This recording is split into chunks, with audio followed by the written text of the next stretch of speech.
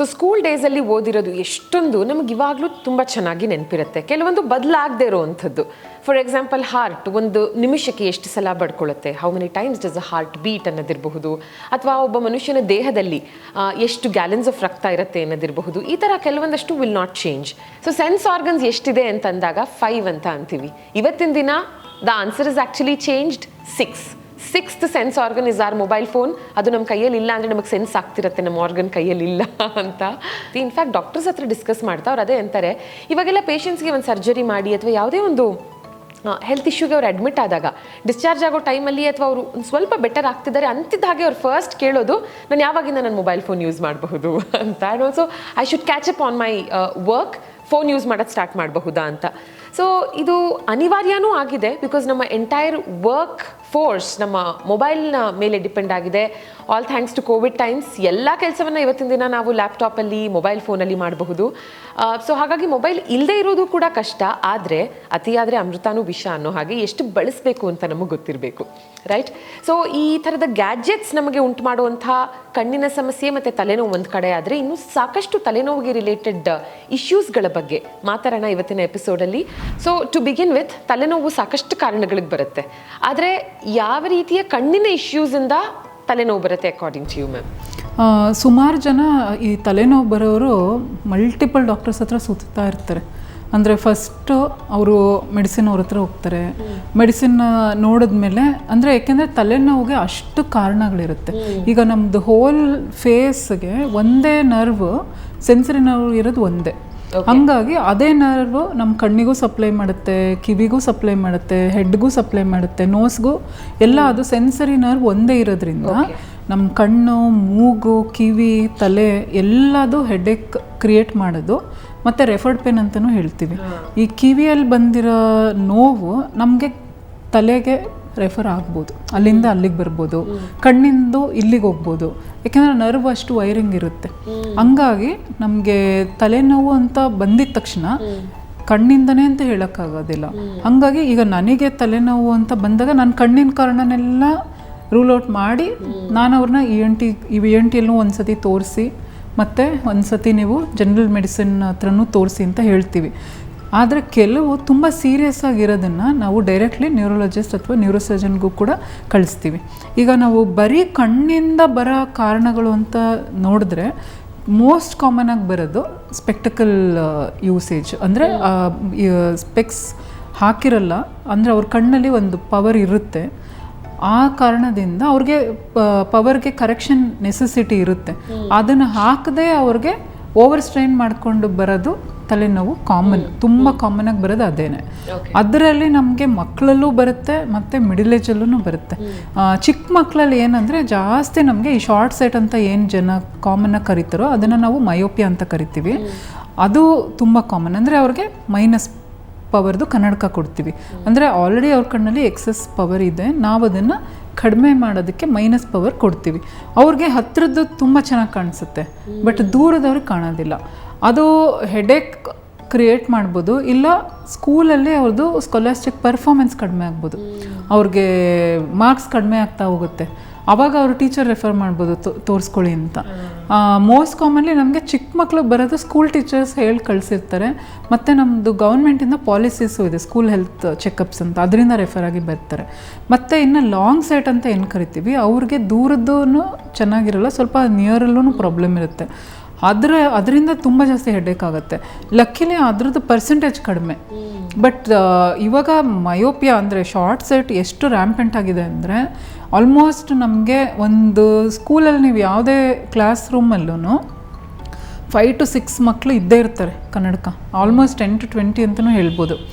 ಅದೇ ಥರ ಮಿಡಲ್ ಏಜಲ್ಲಿ ಇನ್ನೊಂದು ಪ್ರಾಬ್ಲಮ್ ಬರುತ್ತೆ. ಅರೌಂಡ್ 40 years ಬಂದಿದ್ದ ತಕ್ಷಣ, ಈಗ ಮುಂಚೆ ಹೇಳಿದ ಹಾಗೆ ನನ್ನ ಕಣ್ಣಿಂದು ನಾವು ದೂರ ನೋಡೋದಕ್ಕೆ ಐ ರಿಲ್ಯಾಕ್ಸ್ಡ್ ಆಗಿರುತ್ತೆ, ಹತ್ತಿರ ನೋಡೋಕ್ಕೆ ಮಸಲ್ಸು ಹತ್ತಿರ ಬಂದು ಕಣ್ಣು ಹತ್ತಿರ ಬರಬೇಕು. ಸೊ ಈ ಮಸಲಲ್ಲಿ ಏನು ಸ್ಟ್ರೆಂತ್ ಇದೆಯೋ ಅದು ನ್ಯಾಚುರಲ್ ಸ್ಟ್ರೆಂತು ಏಜ್ ಆಗ್ತಾ ಆಗ್ತಾ ಕಡಿಮೆ ಆಗುತ್ತೆ.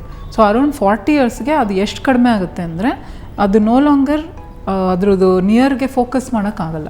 ಅಂದರೆ ಈಗ ನಮ್ಮ ಕಣ್ಣು ಒಂದು ಡೈನಮಿಕ್ ಕ್ಯಾಮ್ರಾ ಥರ.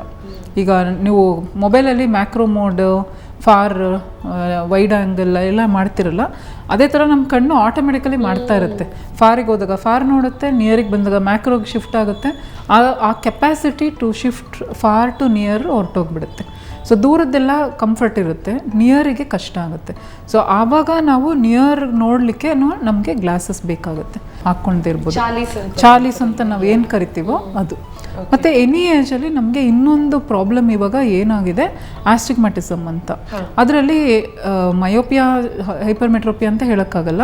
ಆ ಕಣ್ಣಿನ ಶೇಪು ಸ್ಮೂತ್ ಕರ್ವ್ ಇಲ್ಲದೆ ಒಂದು ಸ್ವಲ್ಪ ಎಗ್ ಶೇಪ್ ಥರ ಇರುತ್ತೆ. ಸೊ ಅದು ನಮಗೆ ಬ್ಯಾಂಗ್ಳೂರಲ್ಲಿ ಕಾಮನ್. ಅಂದರೆ ಈಗ ಅಲರ್ಜಿ ಎಲ್ಲ ಇರೋದನ್ನು ಕಣ್ಣು ರಬ್ ಮಾಡ್ತಾರೆ ತುಂಬ. ಆ ರಬ್ ಮಾಡೋದ್ರಿಂದ ಕಣ್ಣಿಂದು ಕರಿಗುಡ್ಡೆ ಶೇಪ್ ಆಲ್ಟರ್ ಆಗಿ ಅದರಿಂದನೂ ಹೆಡ್ಡೇಕ್ ಬರುತ್ತೆ, ಪವರ್ ಚೇಂಜ್ ಆಗೋದ್ರಿಂದ. ಸೊ ಇದು ನಮಗೆ ಕಾಮನಾಗಿ ಬರೋ ಹೆಡ್ಡೇಕಿನ ಕಾಸಸ್. ಇದು ಬಿಟ್ಟರೆ ಸ್ವಲ್ಪ ಇನ್ನು ನಮಗೆ ಒಬ್ಬೊಬ್ಬರು ನೋಡೋದಕ್ಕೆ ಅವ್ರ ಕಣ್ಣು ಸ್ಟ್ರೇಟಾಗೇ ಇರುತ್ತೆ, ಆದರೆ ಅವ್ರಿಗೆ ಮೆಲ್ಗಣ್ಣು ಅಥವಾ ಸ್ಕ್ವಿಂಟ್ ಐಸ್ ಅಂತ ಏನು ಕರಿತೀವಿ, ಕ್ರಾಸ್ ಐಸ್ ಅಂತ ಹೇಳ್ತೀವಲ್ಲ, ಆ ಥರ ಸ್ಮಾಲ್ ಟೆಂಡೆನ್ಸಿ ಇರುತ್ತೆ ಸ್ಕ್ವಿಂಟ್ ಮಾಡೋದು. ಅದು ನಮ್ಮ ಬ್ರೈನ್ ಅನ್ಕಾನ್ಷಿಯಸ್ ಆಗಿ ಹೆಂಗೋ ಕಂಟ್ರೋಲಲ್ಲಿ ಇಟ್ಕೊಂಡಿರುತ್ತೆ. ಸೊ ಕಾನ್ಷಿಯಸ್ಲಿ ಕಣ್ಣನ್ನು ಸ್ಟ್ರೇಟಾಗಿ ಇಟ್ಕೊಳೋ ಅದು ಟ್ರೈ ಮಾಡಿ ಮಾಡಿ ಆ ಮಸಲ್ ಸ್ಟ್ರೈನ್ ಆಗಿ ಅದರಿಂದನೂ ಹೆಡ್ಡೇಕ್ ಬರ್ಬೋದು. ಸೊ ಇದನ್ನು ನಾವು ಹಾಸ್ಪಿಟಲಿಗೆ ಬಂದಾಗ ಚೆಕ್ ಮಾಡ್ತೀವಿ. ಅಂದರೆ ಅವ್ರಿಗೆ ನೋಡಿದ ತಕ್ಷಣ ಸ್ಕ್ವಿಂಟ್ ಕಾಣೋದಿಲ್ಲ, ಸ್ಕ್ವಿಂಟಿಂಗ್ ಟೆಂಡೆನ್ಸಿ ಇರ್ಬೋದು.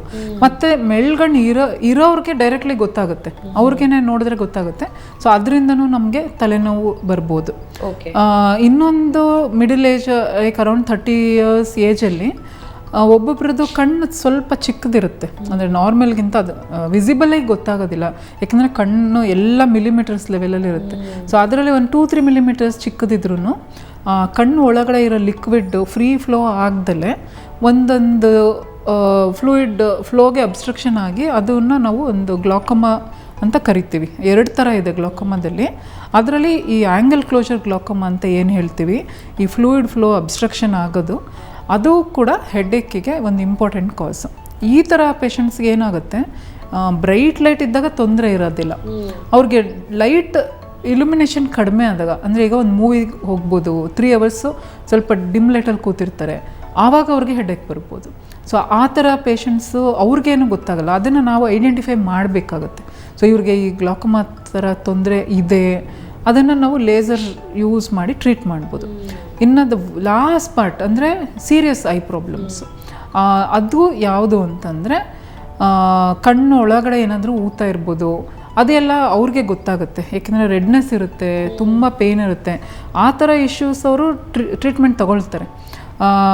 ಮತ್ತು ನೀವು ಹೇಳಿದ ಥರ ನ್ಯೂರಾಲಜಿ ಅಥವಾ ನ್ಯೂರೋಸರ್ಜರಿಗೆ ಯಾವಾಗ ಕಳಿಸ್ತೀರಾ ಅಂದರೆ, ಸರು ಹೇಳಿದ್ರು ಕಣ್ಣು ಬೇರೆ ಅಲ್ಲ, ಬ್ರೈನ್ ಬೇರೆ ಅಲ್ಲ. ಏಕೆಂದರೆ ಕಣ್ಣು ಬ್ರೈನ್ದು ಒಂದು ಪಾರ್ಟ್, ಅದು ಬ್ರೈನಿಂದ ಆಚೆ ಬಂದಿರೋ ಪೋರ್ಷನ್ ಆಗಿರೋದ್ರಿಂದ it is very similar to brain.